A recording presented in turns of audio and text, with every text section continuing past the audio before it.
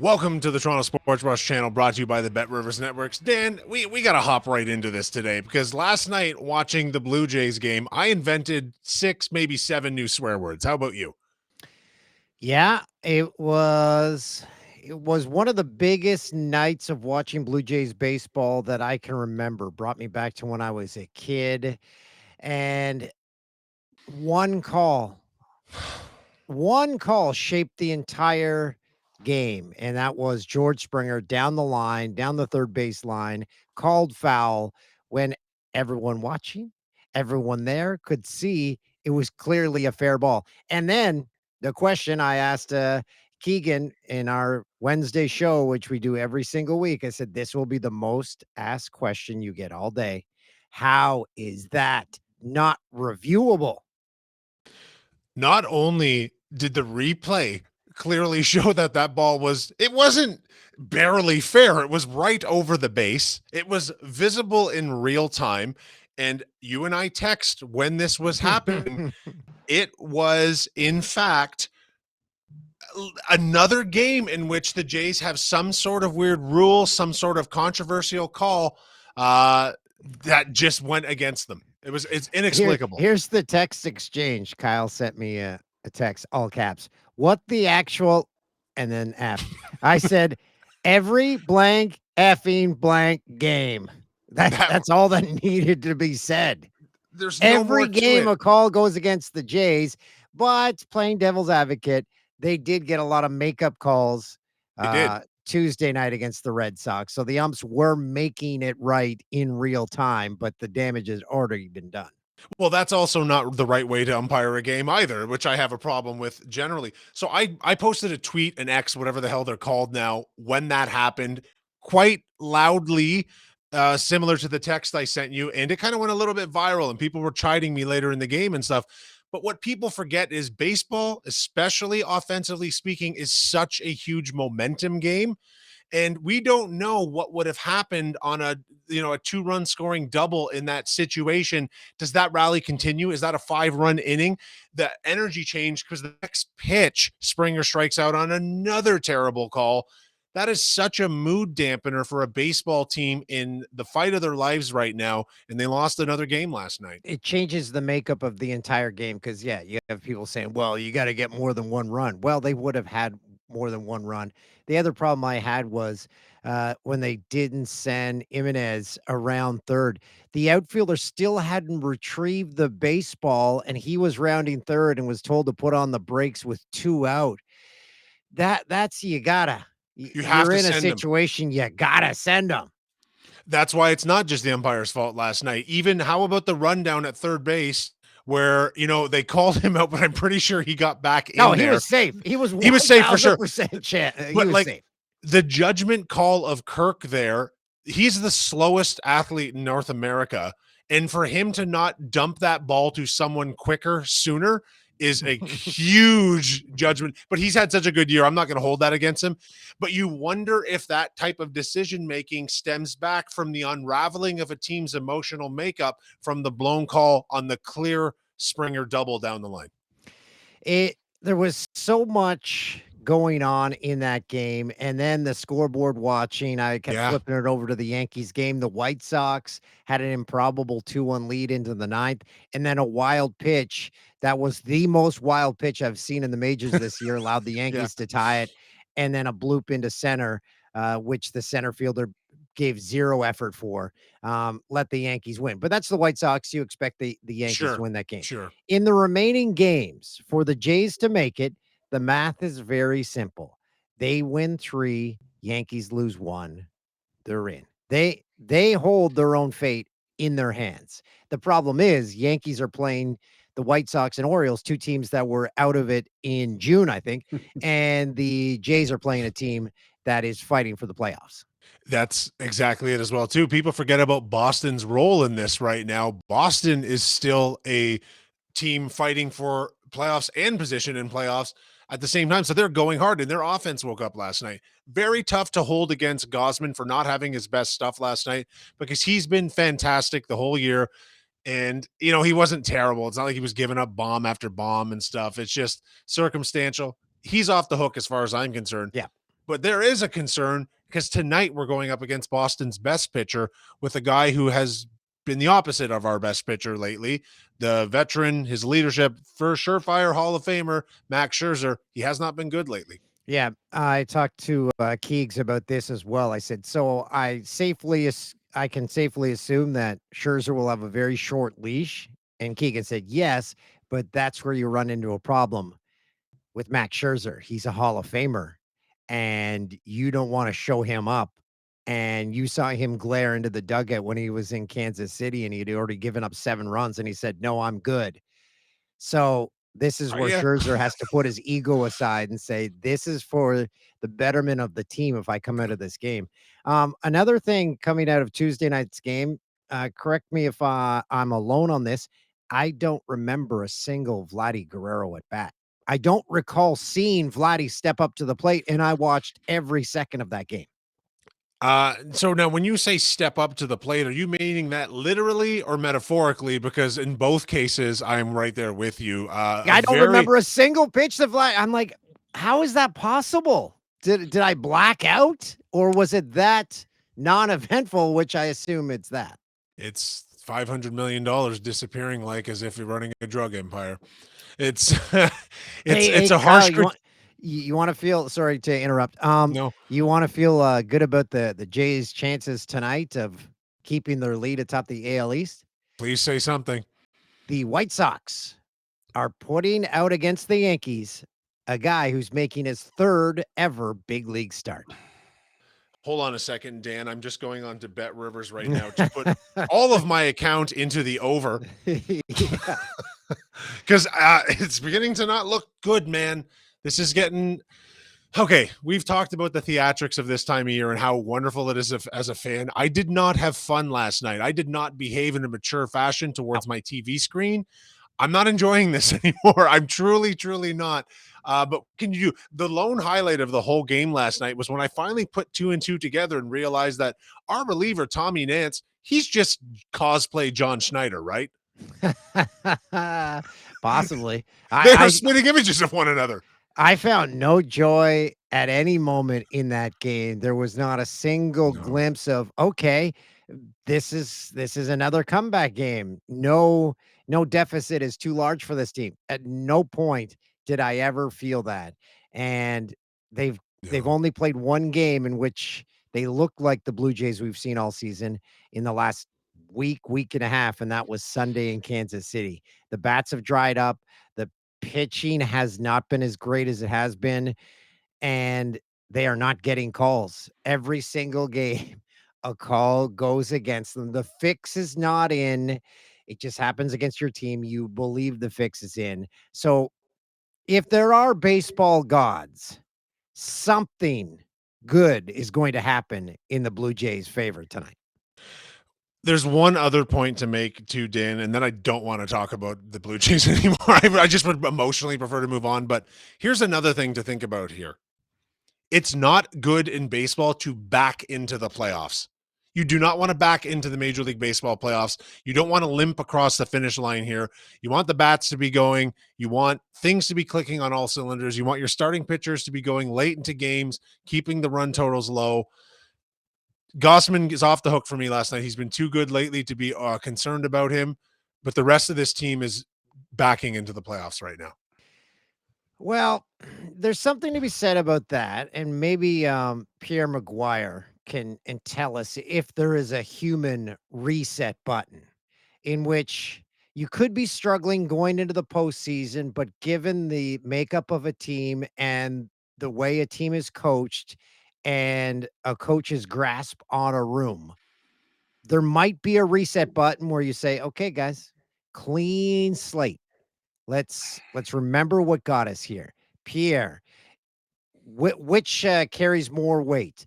The momentum going into the postseason, struggling going into the postseason, or the clean slate? The clean slate. And I'll give you a perfect example of that. The New Jersey Devils, at one point, and I'm remiss on the year, they were last in the league on the power play. And everybody's like, they got no chance to win if you got a power play that's that bad.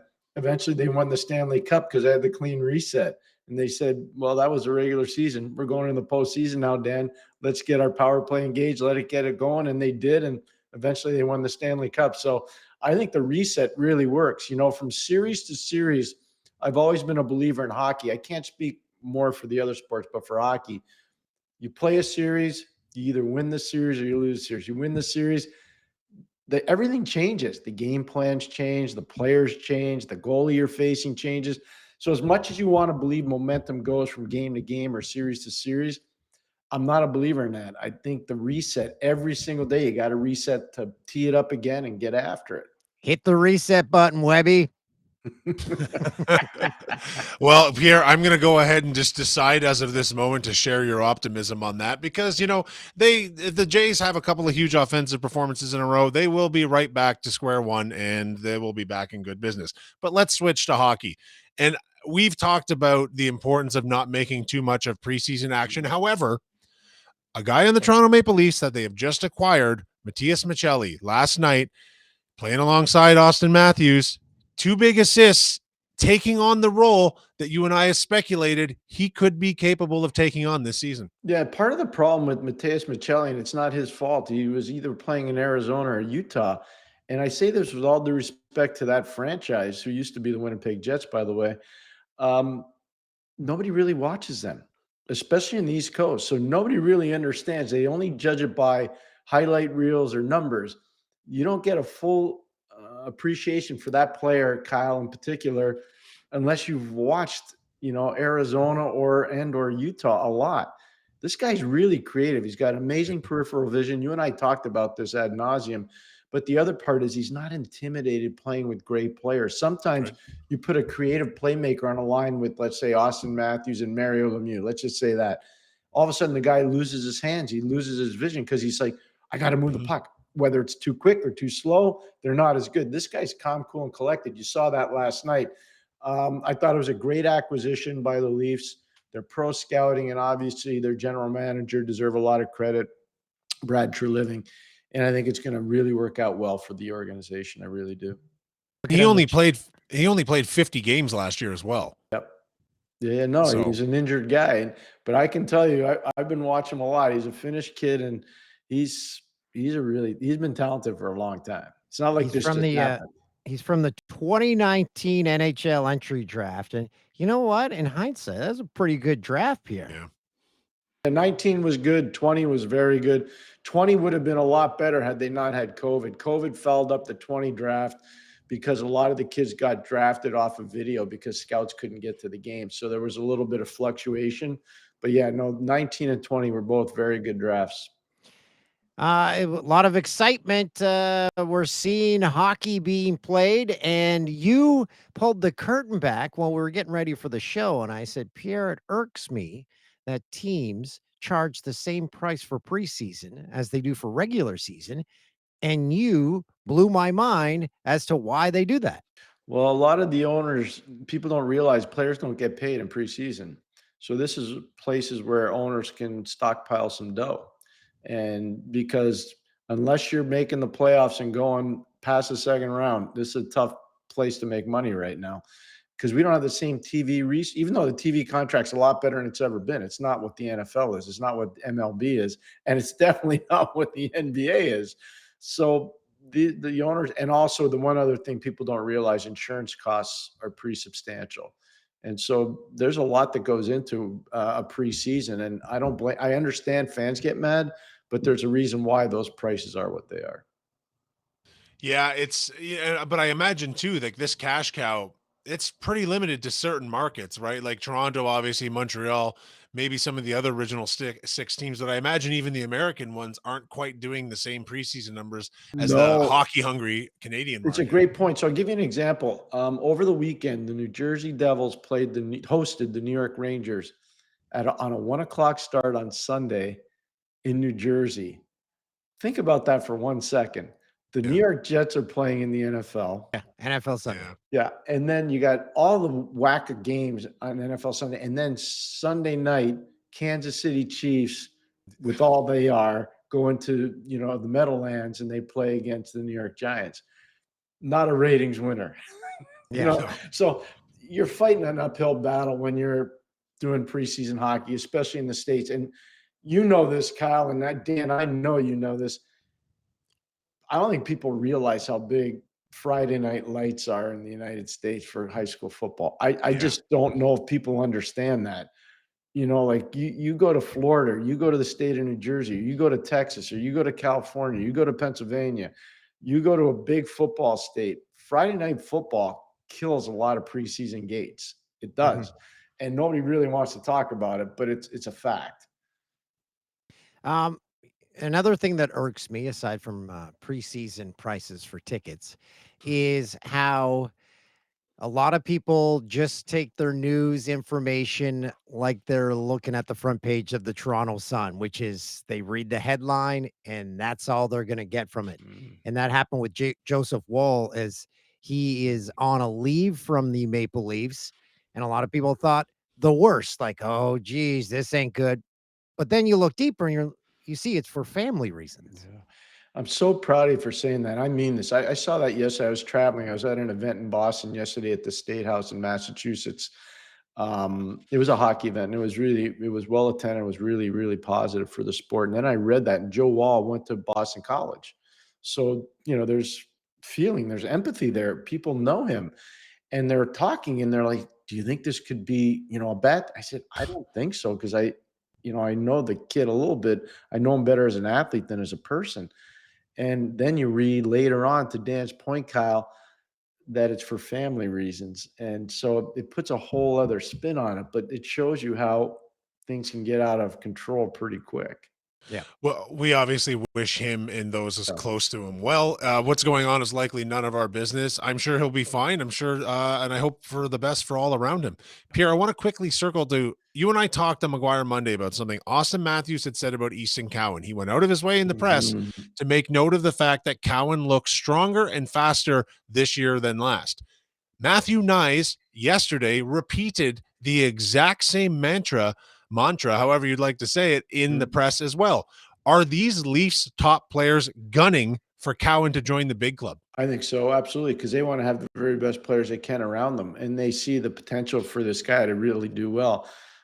Plus, he's coming in with a lot of fanfare. He's part of a Memorial Cup winning team in London, which is a high-profile organization. The guy they just lost, Mitchell Marner, was part of that organization before. So I think there's a lot that goes into it, and star players want to be around guys they're comfortable with. And usually you're comfortable with guys that can play at your level or process the game at your level. And Easton Cowan's one of those guys. He clearly put the work in this summer. And whomever's involved with the development side of it for the Leafs, they clearly spent some time with him. You can see, because I just watching snippets on tape, he's quicker, he's stronger, he's releasing the puck better. So he put the work in. I really respect that. And that's good news for them. Maccelli's another guy.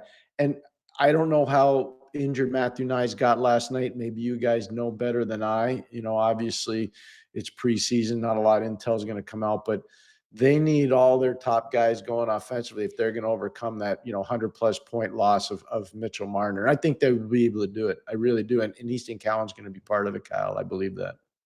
Let's play 1 degree of Pierre McGuire. But today, Kyle, you are picking where I'm pointing. Where am I going? Dan, I would like you to go just below your right shoulder. We can't see.